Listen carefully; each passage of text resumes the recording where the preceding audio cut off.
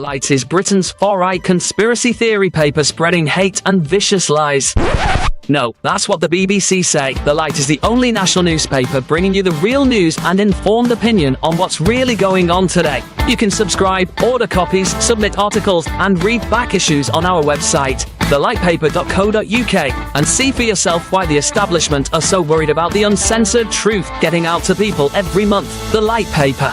Not far right, just right so far. Thelightpaper.co.uk.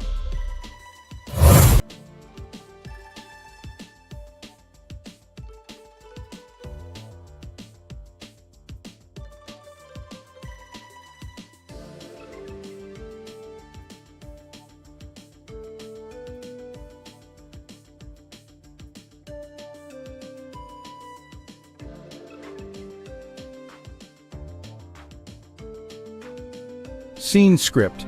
Have you ever pondered the idea of financial independence and early retirement? The notion of not having to clock in at 9 or wrestle with the daily grind? Imagine a life where you're not shackled by financial obligations or a demanding job. It's not an impossible dream, but a reality for those who embrace the FIRE movement. That's financial independence, retire early. Consider the tale of Jane, a woman in her early 30s. Jane was an ordinary person living an ordinary life. She had a 9-to-5 job, a mortgage, car payments, and a lifestyle that was comfortable but hardly extravagant. And like most people, she dreamed of a life where she didn't have to worry about money.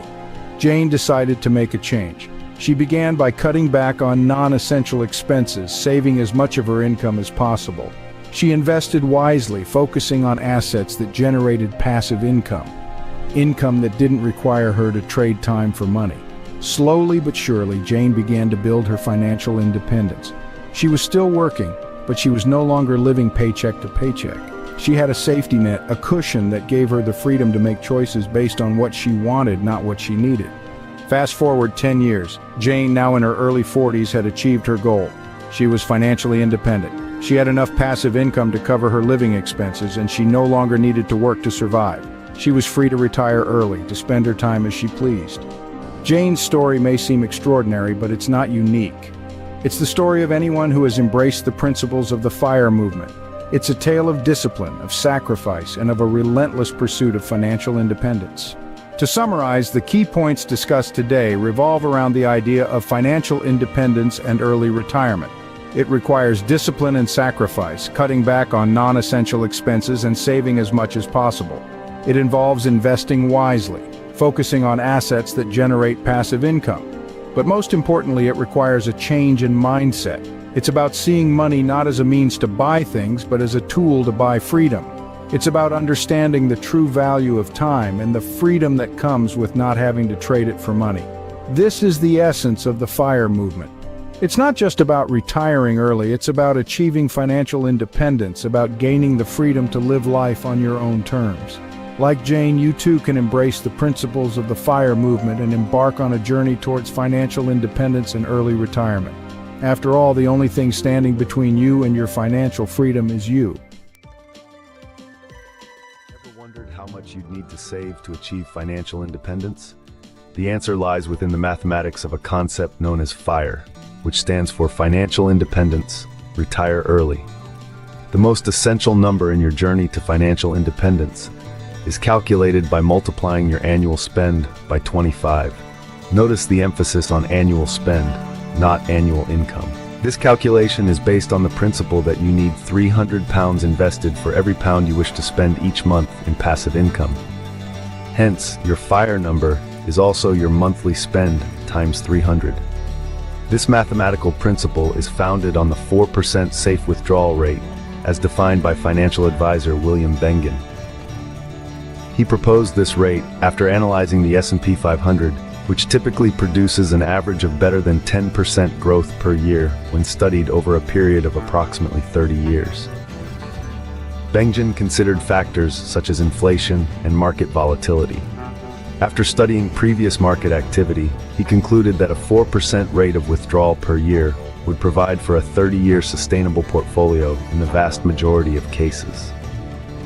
So to paint a clearer picture, if your monthly spend is £1,000, then your target for financial independence is 300 times 1,000, or £300,000. Alternatively, if your annual spend is £12,000, your financial independence target is 25 times 12,000, which also equates to £300,000. The first step in planning your financial independence, therefore, lies in understanding your monthly and yearly expenditure. Without this knowledge, it is impossible to take further strides towards your financial freedom. In summary, the mathematics of FIRE revolves around the principle of multiplying your annual spend by 25 or your monthly spend by 300 based on the 4% safe withdrawal rate. Knowing your monthly and annual spend is crucial in determining the amount you need to save to achieve financial independence. Armed with this knowledge, you can then plan your journey towards financial freedom. Remember, the journey to financial independence is not a sprint, but a marathon. Embrace the mathematics of FIRE and take the first step towards your financial independence today.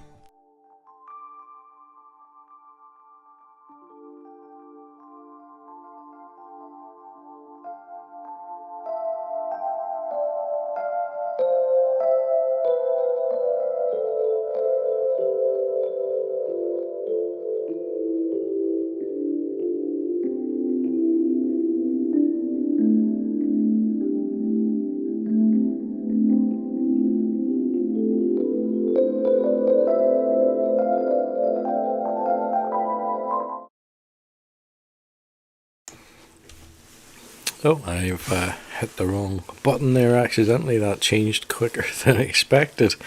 Not to worry. Good afternoon, guys. It is 3:57 p.m. on Monday, the 24th of February 2025.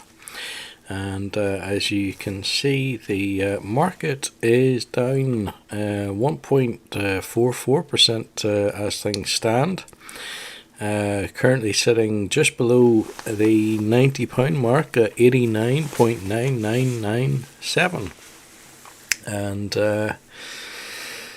there's a couple of reasons for that, but nothing very significant. There's a few things upcoming as well that might cause a little bit of upset in the round, but let's have a look at the state of play as things stand. So currently we have almost 259 shares, currently worth 23,300 odd, and that still, even with the pullback today, that still gives us a return on investment of over 28.5%.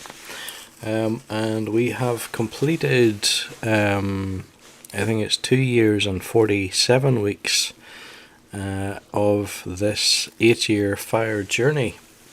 Let's have a look at the notifications, but before we do that, let me just draw your attention to Monzo. I want a bank that makes money easy. That sounds perfectly reasonable. And you are? We're a bank called Monzo. I want a bank that shows me what I spend instantly. No problem, just give us a go. See? Can you make splitting bills easy? Super easy, check this out. But it's a real faff to sign up. It takes less than 10 minutes. Race you. You're on. Can I talk to a real person 24/7? Of course. Even now? Yep. Even now? Anytime. Can you tell me when I'm running a little low on cash? We certainly can. Cool. Can I afford these? You certainly can't, sorry. Can't afford that either. That's a real shame. Not really. Time's up, how'd you get on? It's a draw. Can you help me save for my next holiday? Oh, how about you set up a savings pot in the Monzo app called Barbados, baby? Thanks for listening, Monzo. We're all ears. We can go now. Rude. You make Monzo Monzo. Okay, I've said many times before that Monzo is the bank that I use myself. It's my primary current account. I find them more easy to work with than other accounts. Execution on sending money transfers is instant, and that's whether it's the weekend, a bank holiday, or even abroad. So as I say, let's have a look at the notifications. Palantir down 10%, extending losses as US defense cuts pressure retail favoured mega cap. Nike climbs 5% as Jefferies calls for aggressive buying, predicting a V-shaped earnings recovery. Domino's Pizza down 5.5% as sluggish sales growth weighs on Q4 results. Just Eat Takeaway up 52.5% on €4.1 billion Prosus takeover with a 63% premium. Biggest stocks before earnings: Berkshire Hathaway, Domino's Pizza, BioCryst Pharmaceuticals, Cosmos Energy, Hawaiian Electric Industries. Celsius soars 24% after stellar quarter and $1.8 billion deal for energy drink rival Alani Nu. XYZ faces pressure. Block falls 8.5% after missing Q4 estimates amid slowdown in spending growth, and that brings us to last week's purchase. Guys, let's go ahead and submit our weekly £120 purchase of the S&P 500, shown here on the Vanguard practice platform. That has executed there at just over £90, so 90.1275. And we got 1.3 shares for our purchase. That gives us now a portfolio containing 260 shares and a portfolio value of 23,450. The average purchase price, actually I forgot to mention it, has increased now to £70.10. And the return on investment stands still at 28.5%. Not too shabby, as you might say. Guys, that is going to be it for today. But if you enjoy following the journey, why not subscribe to the channel? And if you particularly like today's episode, give it a thumbs up. Thank you for watching. Have a great end to your Monday, and I'll be back next week with more. See you then if you care to join me. And just keep consistent with your investing. Thanks for watching.